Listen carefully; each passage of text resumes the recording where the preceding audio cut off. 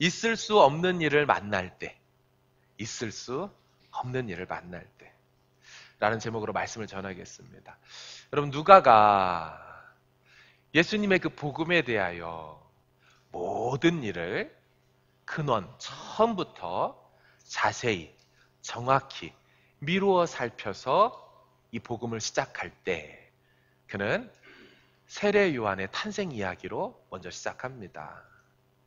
첫 장면은 상당히 비극적으로 시작합니다. 복음이라는 그 이야기를 하면서 출발은 전혀 복음적이지 않는 상황으로 좋은 소식이 아닌 것처럼 그렇게 시작하지요. 누가복음 1장 5절 화면을 좀 보시면 그 역사가 일어난, 복음의 역사가 일어난 때를 뭐라고 시작하고 있어요? 유대왕 헤롯 때에. 이방 나라 바벨론에 의해서 유대 나라는 나라를 잃은 지 이미 한 600년 정도가 되었습니다. 600년이 지나도 나라는 회복될 기미가 보이지 않고 독립의 여망이 없어 보입니다. 여전히 지금도 그 유대 나라는 이둠의 출신, 에돔 출신인 헤롯이라는 포악한 왕에 의해서 통치되고 있다라는 겁니다. 얼마나 안타까운가요? 우리는 일제치하 36년만 경험해도 얼마나 많은 상처 속에 역사의 그 아픔을 안고 후대가 살아갑니까? 이들은 600년을 나라 잃은 슬픔 속에 살았습니다. 정권도 바뀌고 나라 자체도 바뀌어도 그들은 독립할 수가 없었던 그 시절에 일어났다라고 이야기하는 거예요. 당시 유대를 통치하는 왕은 헤롯이었죠. 여러분, 성경에 헤롯이라고 이름되는 사람 많이 나오는데 총 6명입니다. 우린 그래서 헤롯이란 이름을 대할 때마다 구별할 필요가 있지요. 오늘 본문에 나타나는 이 헤롯은 그 모든 헤롯들의 아버지요 할아버지격인 헤롯 대왕입니다. 편의상 구별하기 위해서 제가 헤롯 대왕이라고 부르도록 하겠습니다. 이 헤롯 대왕이 역사 속에서 실제로 다스렸던 통치 기간이 나와 있습니다. BC라고 하죠. BC 37년부터 BC 4년까지 그가 통치 실제로 했습니다. 여러분, 이 대목에서 좀 짚고 넘어가야 될 부분이 있어서 말씀드립니다. 예수님은 BC와 AD를 가르시는, 역사를 가르시는 인물, 역사의 정점에 서 있는 인물 맞습니다. 하지만 그렇다고 해서 예수님의 태어난 것이 AD 1년이 아니라는 것을 미리 말씀드리고 싶습니다. 왜냐하면 성경에 분명히 헤롯 대왕 때의 그 통치 기간 중에 아기 예수가 태어났고 세례 요한도 태어났다라고 얘기를 합니다. 근데 아까 말씀드린 것처럼 실제 역사 속에 헤롯 대왕은 주전 37부터 주전 4년까지, 그러니까 AD 1년을 맞이하기 전에 그는 죽었습니다. 따라서 학자들은 예수님이 실제로 언제 태어났을까? BC AD와 상관없이 그것에 따른다면 아마 주전 4년에서 5년경에 태어났을 것으로 보지요. 왜냐하면 아기 예수가 딱 태어났을 때 헤롯이 어떻게 하죠? 동방박사의 소식을 듣고 2살 이하의 아이들을 다 죽이라고 할 때 헤롯은 버젓이 살아 있었지요. 또한 그 헤롯이 죽자 예수님이 피신 갔던 이집트에서 다시금 나사렛으로, 자기가 살아야 될 동네로 올라오는 장면이 있기 때문에 적어도 헤롯의 통치 기간 안에 사셨다면, 그리고 그것이 헤롯의 통치의 말기, 그가 죽기 전에 일어났던 일이라면 예수님은 AD 1년이 아니라 주전 4, 5년쯤에 태어났다라고 보는 것이 맞는 소리죠. 마태복음 2장으로 확인해 보겠습니다. 화면을 보시면 헤롯이 죽기까지 거기 있었으니, 거기라는 얘기는 2살 아래 죽으라 그래서, 죽인다 그래서 내려간, 피신한 이집트입니다. 이는 주께서 선지자를 통하여 말씀하신 바 애굽으로부터 내 아들을 불렀다 함을 이루려 하심이라. 이에 헤롯이 박사들에게 속은 줄 알고. 19절, 헤롯이 죽은 후에 주의 사자가 애굽에서 요셉에게 현몽하여 이르되 이제 올라오라 라고 말하죠. 예수님의 탄생은 실제 역사 속에 주전 4, 5년경으로 봐야지 된다라는 거죠. 다시 돌아와서 여전히 포로된 600년간 자기 나라를 갖지 못했던 안타까운 이 비극적인 유대 민족의 상황 속에 갑자기 성경 저자는 그 시야를, 그 장면을, 무대를 한 가정으로 조그맣게 그 앵글을 바꾸어 비춥니다. 그 가정의 모습을 보니 남편은 사가랴요, 아내는 엘리사벳이라는 가정이었습니다. 근데 이 가정도 나라적인 비극적인 상황과 크게 다르지 않는 비참한 상황 가운데 있다라고 성경은 말해주지요. 왜냐하면 그들에게 자녀가 없었습니다. 1장 7절 화면으로 같이 보겠습니다. 시작. 엘리사벳이 잉태를 못함으로 그들에게 자식이 없고 두 사람의 나이가 많더라. 아멘. 이들 노 부부의 절망적인 상황이 느껴지십니까? 결혼 후부터 자녀 갖기를 소망했지만 없어 왔고 지금 현 상황은 이제 자녀를 가질 수 없는 늙은 노인이 되었다라고 말하고 있습니다. 희망조차 가질 수 없는 상태까지 되었다. 마치 이스라엘 백성과 이 가정이 너무너무 닮아 있는 것 같죠. 그런데 특별히 이 가정의 상황을 더 안타깝게 만드는 그렇게 보이는 이유가 있지요. 그것은 이들이 그동안 살아왔던 행적 때문에 더 마음이 아프다라는 것입니다. 본문 6절을 좀 같이 보겠습니다. 제가 읽을게요. 이 두 사람이 하나님 앞에 의인이니 주의 모든 계명과 규례대로 흠이 없이 행하더라. 아멘. 이들이 어떻대요? 주 앞에, 하나님 앞에 의인이었다라고 말해요. 여러분, 성경에 나오는 몇 안 되는 의인의 반열에 속해 있는 사람들이라고 말합니다. 게다가 그들의 평생은 주의 모든 계명과 규례대로 행하여 흠이 있었대요, 없었대요? 성경이 인정해 주기를 흠없는 의인이라고 말해 옵니다. 그러니 마음이 아픈 거예요. 하나님 앞에 잘못 산 것도 아니고 하나님 앞에 신실하고도 경건하게 평생을 살아왔건만 무자하고 불임이라는 것을 얘기하는 거죠. 뿐만 아니라 이 둘 부부는 부부간의 신앙적 불균형도 없었습니다. 6절에 다시 보시면 이 두 사람이 하나님 앞에 의인이고 이 두 사람이 모든 계명과 규례를 지켰다고 말하죠. 보통은 부부 중에 한 명이 뛰어나서 신앙을 끌고 가고 다른 한쪽이 쫓아가는 형국을 갖춘다면 이 부부는 둘 다 모두가 그렇게 주님 앞에서 살았다라고 콕 집어 성경이 말하지요. 그러니 가슴이 아픈 겁니다. 하나 더 안타까운 사실은 이들은 자기들만 자기대에 그렇게 살아왔던 사람들이 아니라는 거예요. 이들 부부의 출신을 좀 볼까요? 둘 다 제사장 가문 출신입니다. 1장 5절을 같이 읽어보겠습니다. 시작. 유대왕 헤롯 때에 아비야 반열의 제사장 한 사람이 있었으니 이름은 사가랴요. 그의 아내는 아론의 자손이니 이름은 엘리사벳이라. 아멘. 아내의 출신을 밝혀주죠. 어떤 집안 출신이래요? 아론의 자손이다. 여러분, 제사장계의 초대 제사장이 아론입니다. 그러니 얼마나 뼈대 있고 대대로 하나님을 섬겨온 제사장 가문 딸이에요. 두 번째, 그 남편은 어떻대요? 남편 또한 아비야 반열에 속한 제사장으로 현직 제사장이라고 말합니다. 우리식으로 말하면 두 젊은 남녀가 결혼을 했는데 사람들이 이런 마음을 가졌겠죠? 이 둘은 대대로 목회자 가정, 대대로 수백 년을 주님 섬기고 하나님 섬기던 가정일 뿐만 아니라 이 둘이 만나서 또한 그렇게 하나님 섬기는 일을 하는 그런 목회자 가정이 또한 된 것이지요. 그래서 더 슬픈 거예요. 차라리 뭐가 문제라도 있으면 이 상황을 받아들이기로 할 텐데 그런 것을 찾아볼 여지가 하나도 없는 상황 속에 나이까지 많아져 더 이상 아이를 꿈꾸지 못하는 이 상황이 안타까운 거예요. 여러분, 당시 아이가 없었다는 것은 유교식의 배경 속에 있는 우리가 느끼는 것처럼 아이고야, 대를 이을 씨가 없구나. 아니, 그 성씨를 이을 아이가 없구나.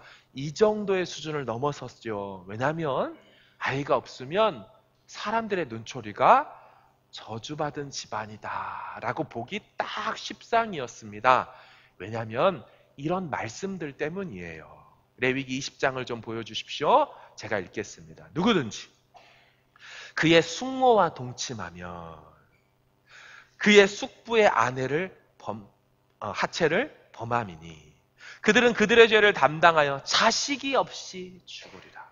자, 누군가 자식이 없다면 왜 없냐면 숙모와 부적절한 반인륜적인 행동을 할 때 하나님이 자식을 안 줬어요. 21절 누구든지 그 형제의 아내를 데리고 살면 더러운 일이라.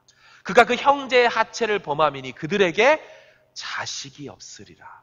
자식이 없다라는 것은 사람들의 시야와 머릿속에 어떤 생각을 갖게 합니까? 가정과 가문 중에 숙모를 범했을지 몰라. 누군가는 형수나 처제를 범했을지 몰라.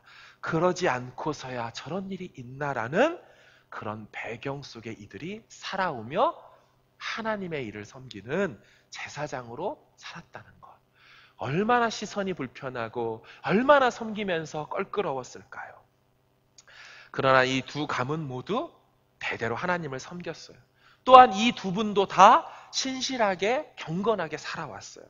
사랑하는 여러분, 하나님 앞에서 신실하고 바르게 살아도 어려움이 있을 수가 있습니다. 그런 일을 당하고 어려운 일이 생긴다고 해서 꼭 내 삶에 문제가 있기 때문이 아닐 수가 있습니다. 그런 일이 일어났고 계속된다고 해서 영적으로 주눅들지 마십시오. 왜 이렇게 건강에 문제가 생겼을까? 왜 갑자기 우리 집안에 이런 일이 터졌을까? 여러분, 그 일 때문에, 그 일로 인하여 너무 주눅들지 마세요. 신실하게 믿음으로 살고 기도함에도 불구하고 이런 일들은 일어날 수가 있어요. 구약의 욥이 그랬고 신약의 사가랴가 그랬다라고 성경은 말해주고 있습니다. 그런데 여러분, 도무지 이렇게 이해되지 않는 배경 속에서 이해되지 않는 일들을 겪은 이 가정 안에 에게네토의 역사가 일어납니다. 에게네토, 헬라어로 마침이라고 번역되는 단어입니다. 영어 번역에서는 Now it happened. 지금 어떤 일이 일어났도다 하면서 갑자기 그 가정에 사건 하나를 기록하는 장면이 나오는 것이죠. 우리 같이 본문 1장 8에서 9절을 같이 보겠습니다. 시작. 마침 사가랴가 그 반열의 차례대로 하나님 앞에서 제사장의 직무를 행할세 제사장의 전례를 따라 제비를 뽑아 주의 성전에 들어가 분향하고. 아멘. 마침 그 일이 일어났도다 라고 돼 있는 거예요. 여러분, 우리는 그냥 이 부분을 쓱 하고 읽고 지나가지만 사실은 이 장면은 되게 중요한 장면입니다. 지금 몸과 과거와 다른 범상치 않은 일들이 일어났고 그 일을 기록하고 있다라고 일부러 앞에 써주는 장면이죠. 어떤 일일까요? 먼저 그 반열의 차례대로 사가랴가 성소에 들어갔다고 하는데 이게 무슨 말이냐면요, 이미 5절에서 사가랴는 어느 반열에 속한 제사장이라고 말했습니까? 어떤 반열에 속한 제사장입니까? 1장 5절로 한번 확인해 보겠습니다. 시작. 유대왕 헤롯 때에 아비야 반열에 제사장 한 사람이 있었으니 이름은 사가랴요. 아멘. 이 반열이라는 말은 조편성 혹은 그룹 편성을 이야기합니다. 왜 이런 편성이 생겼는고? 다윗왕 시절로 기원을 올라가야 합니다. 수많은 제사장 그룹이 있었는데 한 무리가 있었겠죠? 이걸 섬기기 편하게 하기 위하여 그룹을 다윗 시절에 만들었습니다. 그 그룹이 24개의 조를, 반열을 짜서 만들어 놨죠. 그래서 한 반열당 한 해씩 맡아서 성소에서 섬기도록 했던 것이죠. 그 장면을 역대상 24장으로 좀 보시는데요. 화면을 보시면 7째는 학고스요, 8째는 아비야요. 그렇죠? 첫째, 둘째 하다가 8번째가 아비야 제사장 계열이 된 거예요. 그게 쭉 역사 속에서 1000년이 지나서 지금 이 아비야 계열의 제사장이라고 사가랴의 출신을 밝혀줘요. 18절에 그 다음에 보면 23째는 들라야요, 24째는 마아시아라 해놓고 19절 이와 같은 직무에 따라 여호와의 성전에 들어가 섬겼다라는 거예요. 이렇듯 24반열이 차례로 돌아가면서 섬기는데 이 사가랴가 아비야 반열이었다. 여러분, 각 반열은 아까 말씀드린 대로 1년씩 담당해요. 24반열이기에 지금 아비야 반열이 온 차례는 몇 년 만에 온 사건이에요? 24년 만에 자기네 반열 차례가 돌아온 것입니다. 꽤 오래 기다려야 되는 것이죠. 24년 만에 우리 차례가 온 그때 그 반열당 여러 개의 소그룹으로 나눠서 일주일씩 맡아 섬기라고 합니다.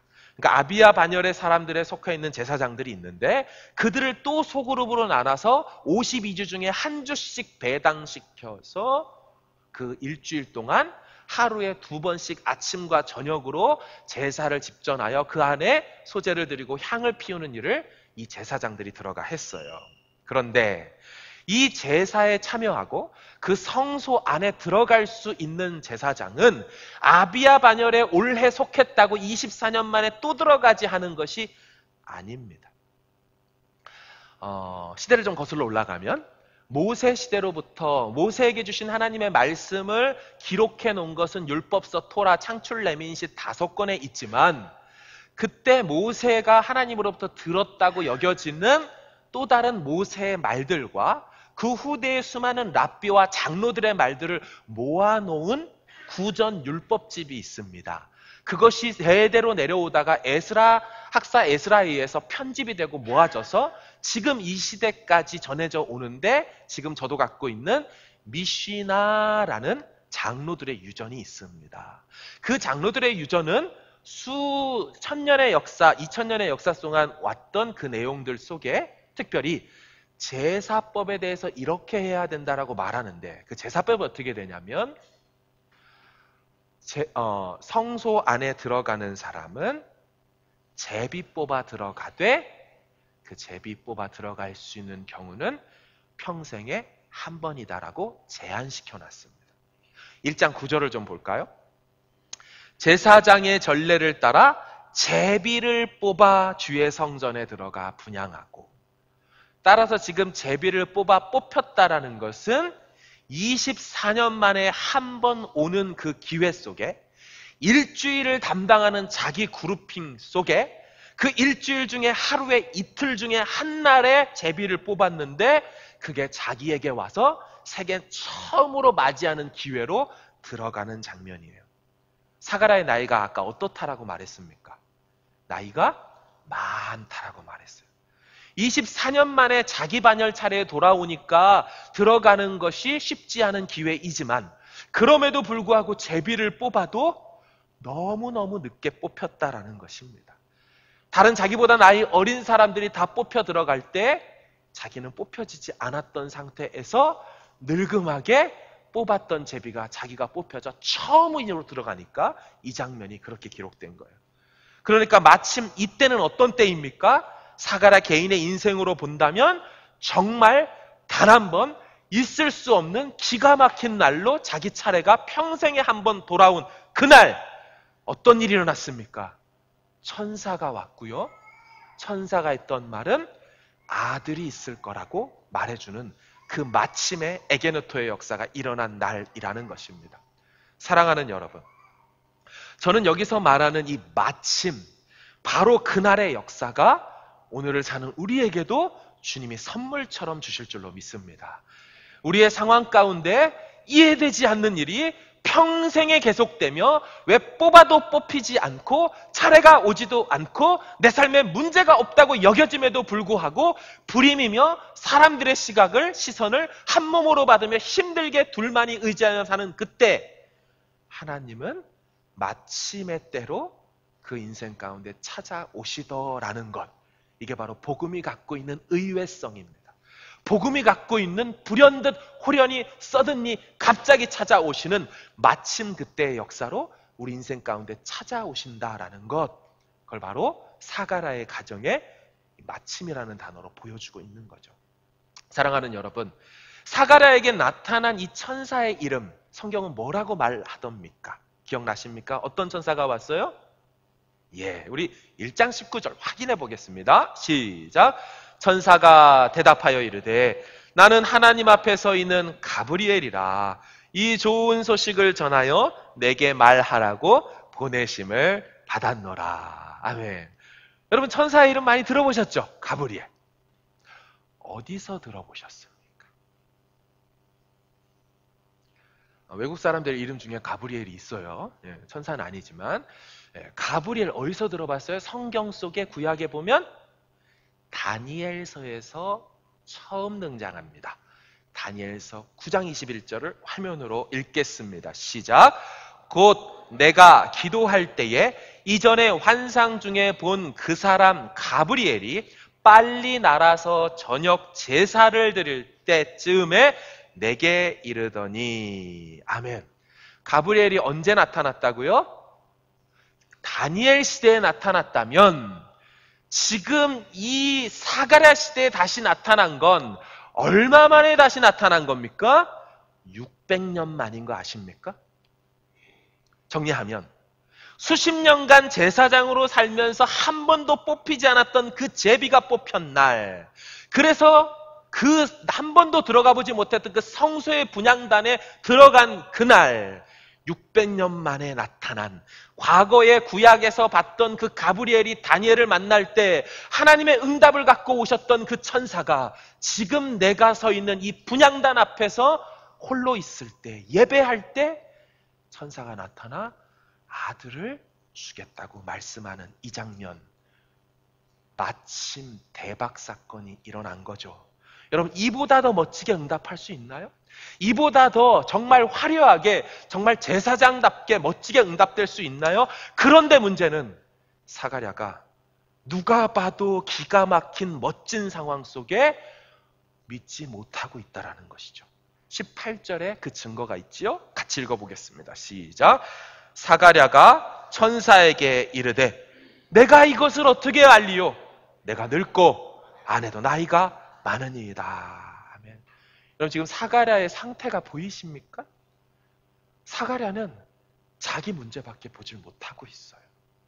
성소 안에 있고 그 가브리엘 천사가 내가 가브리엘이라고 말해주면서 얘기하는 그 상황 속에서 그는 천사도 못 보고 천사를 보낸 하나님도 못 보고 성소에 임재하신 그분도 바라보지 못하고 자기 상황만 봐요. 내가 나이 많아 늙었고 내 아내도 늙었습니다. 내가 도대체 이 역사와 응답이 온 것을 어떻게 할 수 있습니까? 여러분, 이 정도 되면 예, 주님 역사하셨군요라고 반응해야 될 그 사람이 내가 어떻게 할 수 있나요? 하며 믿지 못함을 근거로 한 표적을 구하고 징표를 구하는 그런 모습으로 머뭇머뭇하고 있습니다. 여러분, 사가랴, 그는 기도하지 않았던 사람이 아닙니다. 그는 분명히 기도했던 사람이에요. 1장 13절 보십시오. 천사가 그에게 이르되 사가랴여 무서워하지 말라. 너의 간구함이 들린지라. 그는 기도했던 사람이지만 지금 그의 상황은 응답이 왔음에도 불구하고, 확실한 응답이 왔음에도 불구하고 그 응답을 응답으로 받지 못하는, 캐치하지도 못하고 믿음으로 수납하지도 못하는 영적인 바닥, 믿음의 바닥 상태를 치고 있어요. 여러분, 사가랴는 어느 순간 기도를 포기했던 것으로 보입니다. 어느 순간 기도의 줄을 놓아버렸던 것처럼 보입니다. 그래서 그 응답이 와도 분별하지도 못하고 기대하지도 못하는 거예요. 이해가 가는 면도 있지요. 결혼 후에 몇 년은 기대감을 갖고 기도했을 거예요. 우리 두 제사장 가문이 결혼했으니 하나님은 어떤 복을 주실까? 우리 가정을 통하여 하나님 어떤 역사를 이루실까? 또 수년이 지나고 수년이 지나도 그들은 믿음으로 기도했을 거예요. 하지만 아내가 나이 들어가고 생리가 끊어지고 자신도 늙어가면서 이제 그런 기도 제목을 누군가에게 말하기도 부끄럽고 아직도 그 기도를 하고 있는 모습이 정말 하나님이 안 주기로 결정한 것을 받아들이지 못하는 심정처럼 보여질까봐 어쩌면 기도 제목도 못 나누고 기도를 스스로 끊어버렸을지도 모르겠어요. 그럼에도 불구하고 이 사가랴는요, 자신에게 주어진 제사장의 일들을 계속 이때, 이 암흑의 때에 감당해내죠. 신실하게 그래도 분향단에 들어가고 그 일들을 맡아 하죠. 사실 속은 문드러졌을 거예요. 사실 속은 다 부서지고 깨어진 상태로 바닥을 쳤을 거예요. 여러분, 이런 상황에 처한 사람들의 특징이 뭔지 아세요? 나는 주님이 일하는 게 안 보입니다. 이렇게 말해버립니다. 사가랴가 뭐라 그랬어요? 내가 이것을 어떻게 알 수 있냐고. 나는 하나님이 일하는 걸 어떻게 알 수 있냐고. 나는 그게 안 보인다라고. 영안이 완전히 가려진 것처럼 분명한 하나님의 역사 앞에서도 보지를 못해요. 또 이런 상황에 처해 있는 사람의 특징은 아까 말씀드린 대로 자기 상황만 보죠.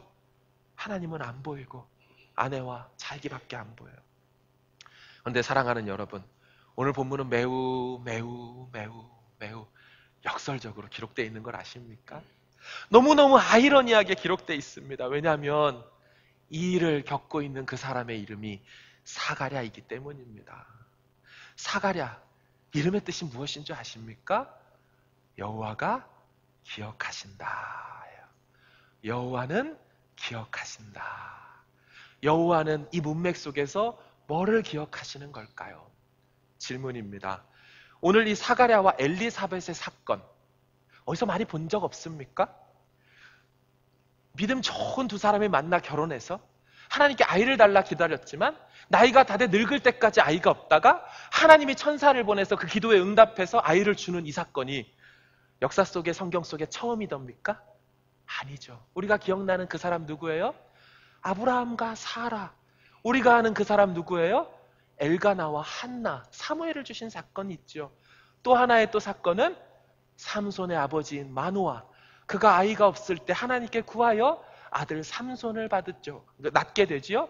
우리 사무엘 사사기로 볼까요? 13장 보시면 소라 땅에 단지파의 가족 중에 마노아라 이름하는 자가 있더라. 그의 아내가 임신하지 못함으로 출산하지 못하더니 8절 마노아가 여호와께 기도하여 이르되 주여 구하옵나니 9절 하나님이 마노아의 목소리를 들으시니라.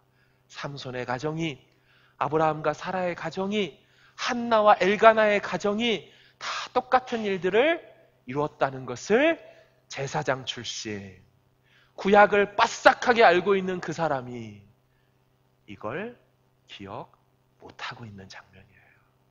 이름은 사가랴로서 여호와는 기억하십니다 라고 했던 그 이름을 갖고 있건만 그의 삶은 여호와가 행하셨던 일들을 좀처럼 기억해내지 못해요. 여러분, 이삭과 리브가도 같은 일을 겪었던 거 아십니까? 성경 보십시오. 창세기 25장. 이삭이 그의 아내가 임신하지 못함으로 그를 위하여 여호와께 간구하며 여호와께서 그의 간구를 들으셨으므로 그의 아내 리브가가 임신하였더니 이삭도 아이를 갖지 못했지만 간구하여 얻었습니다.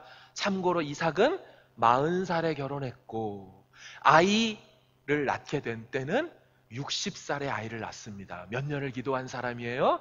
20년을 기도했다고 성경이 나이를 밝혀줘요.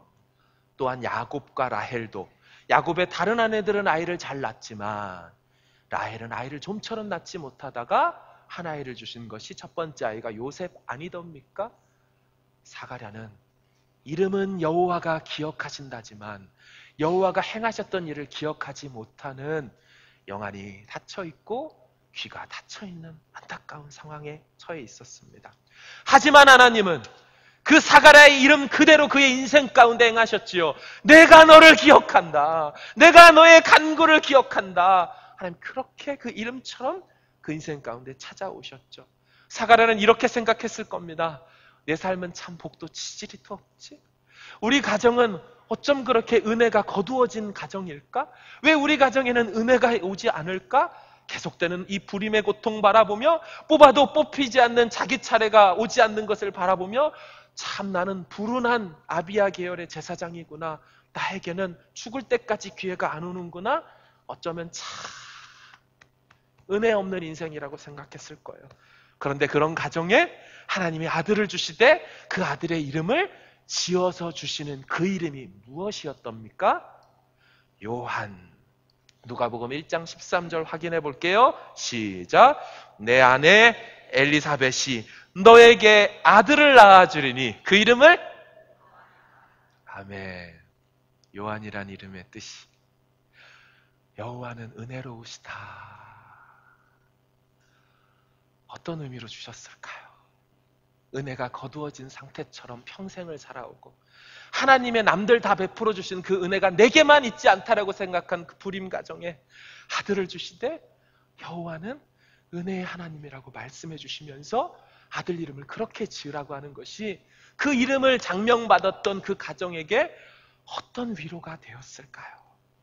여러분, 그렇다면 오늘 본문은 무엇을 얘기하는 것입니까? 두 가지 측면으로 봐야 돼요. 첫 번째는 이 가정의 측면으로 보십시오. 불임의 가정에 한 여인의 고통에 반응하시고 돌보시는 것으로 나타나셨어요.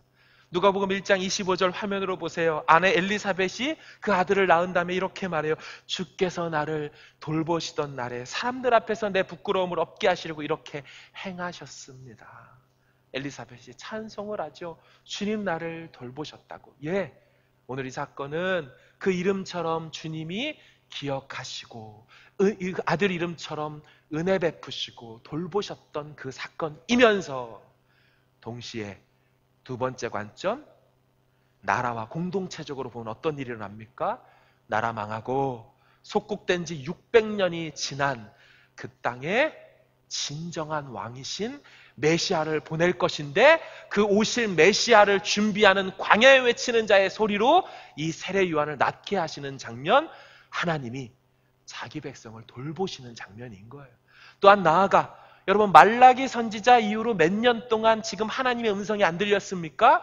400년에 걸쳐 선지자를 보내지 않고 선지자를 안 보냈으니 하나님 음성도 끊겨있던 그때에 하나님이 가브리엘을 통하여 세례 요한을 낫게 하심으로 세례 요한이 무엇을 합니까? 선지자 역할을 하죠. 400년 만에 하나님이 그 민족을 돌보시는 사건이 오늘 본문의 사건인 거예요. 두 가지죠. 가정을 돌보시며 또한 그 나라를 긍휼히 여기셨던 사건이 복음의 역사로 처음으로 출발하는 것입니다. 여러분 경건하고 신실하게 살면서도 어려움을 당할 수가 있습니다. 낙심하고 포기하지 마시기를 바랍니다. 욥이 그랬고 사가랴 가정이 그랬어요. 중요한 것은 기도를 놓치면 아니 되는 것입니다. 기억하십시오.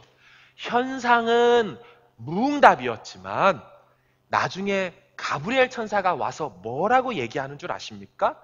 1장 13절을 보여주십시오. 화면에 보시면 같이 읽겠습니다. 시작. 천사가 그에게 이르되 무서워하지 말라 간구함이 들린지라. 아멘.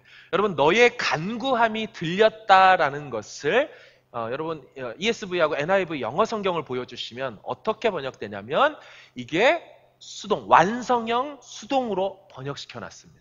보시면 너의 기도가 has been heard. 너의 기도가 과거로부터 지금까지 들려져 왔다라고 말하고 있는 거예요. 사가랴는 기도가 올라가지 않는다고 생각했어요. 기도는 중간에 유실됐다고 생각했고 기도는 응답이 끊어졌다고 생각했는데 가브리엘은 뭐라고 얘기하는 거예요? 너의 기도가 현재 완료형으로 계속 도착했다라고 말하고 NLT는 아예 번역을 능동형으로 바꿔버렸습니다. 더 구체적으로 God has heard. 하나님이 네 기도를 들어주셨어 라고 말해주고 있다는 거예요. 여러분 이 가브리엘이 어떤 존재입니까?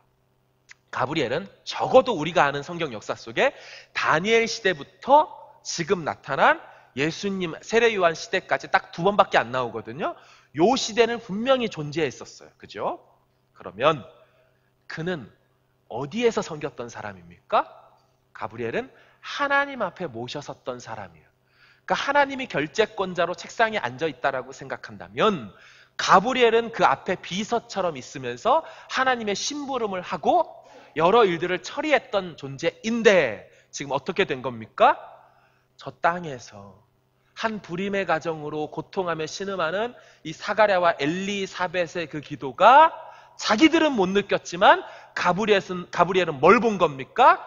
너의 기도가 하나님 앞에 계속해서 상달되어 왔고 기도 리포트가 주님께 전달되어 왔다는 것을 보고 알고 와서 얘기해 주는 거예요. 너의 간구가 계속해서 들려왔다라고. 사가랴가 드디어 알았겠죠. 여러분, 하나님은 기도하다 그만 지쳐버린 가정에 찾아오셨어요. 하나님은 있을 수 없는 일들을 겪으며 지친 가정에 오셔서 있을 수 없는 일들을 일으켜 주셨습니다. 이게 복음의 역사인 거예요. 우리 삶 가운데 나라적으로 우리는 있을 수 없는 일들을 맞이한 것 같아요. 영화 속에나 볼 것 같은 바이러스의 그 위험과 전염병의 사태, 성경의 역사 속에 다윗이 교만하여져서 수만 명이 죽는 그 전염병의 역사를 보는 것처럼 그 옛날 유럽을 확 휩고 돌아갔던 수백만 명을 죽였던 패스트, 그 흑사병이 지나가는 과거 역사나 과거 어떤 영화 속에서만 봤을 것 같은 일들이 있을 수 없는 일들이 일어나지만 오늘을 사는 우리 하나님 앞에 이 복음의 역사를 소망했으면 좋겠어요. 하나님, 이 나라를 불쌍히 여겨주십시오. 하나님, 이 민족과 이 백성을 긍휼히 여겨주십시오. 자기 백성을 돌보시는 날을 엘리사벳에게 허락하셨던 것처럼 이 나라 이 민족을 불쌍히 여기셔서 돌봐주셔서 이 땅을 치유하여 주십시오. 하나님께서 행하여 주십시오. 그렇게 나아가는 것이죠. 개인적으로는 어떤 겁니까? 하나님, 이때에 우리가 있을 수 없는 일들을 겪습니다. 우리 중에는 여행업을 하시는 분이 계셔요. 여행업을 하시다 보니 일이 완전히 끊어지셨어요. 유학의 일들을 감당하다 보니 학생들이 오지 않는 일들을 겪는 분들이 계셔요. 무역과 수출업을 하고 하다 보니 비행기가 끊어져서 물건을, 화물을 보내는 것이 너무너무 비싸지고 어려운 때, 그래서 살다 뉴질랜드 살면서 있을 수 없는 일들을 겪었습니다 라고 말하는 분들이 있어요. 여러분, 에게네토의 역사, Now it happened. 하나님께서 마침 그때에 은혜의 단비, 하나님께서 길을 여시는, 피할 길을 내시는 일들을 허락하여 주시사 우리로 하여금 능히 감당하게 하여 주실 줄로 믿습니다. 이 하나님 바라보면서 이 어려운 때라도 우리 소망을 가집시다. 분명히 예비하고 방비해야 될 것 필요합니다. 하지만 한 번쯤 생각해 봅시다. 우리는 영생을 소유한 자 아닙니까? 우리는 영원한 생명을 소유한 자 아닙니까? 우리는 이 땅이 전부라고 믿지 않고 살고 있는 사람 아닙니까? 우리 나를 믿는 자는 죽어도 살겠고 살아서 나를 믿는 자는 영원히 죽지 않을 거라고 하나님 저 영원한 생명을 약속하여 주셨건만 이 상황 속에 우리 자신을 좀 돌아봅시다. 마치 영생이 없는 것처럼 반응하는 것은 아닙니까? 마치 이 인생이, 이 세상이 끝인 것처럼 반응한 건 아닙니까? 지혜롭게 예비하고 방비하고 해야 될 것 하지만 우리 마음속에 어둠과 죽음의 영, 죄와 사망 권세를 다 깨뜨리셨는데 그 십자가를 바라보고 십자가를 가슴에 품고 살면서도 여전히 십자가의 죽음을 두려워하고 여전히 사단이 그렇게 우리를 옥죄어 올 때 완전히 바닥을 쳐서 마음 가운데 움직이지 못하고 구하지도 못하고 겁먹고 살아가는 그런 인생, 영생을 소유한 그분의 자녀답지 않은 거예요.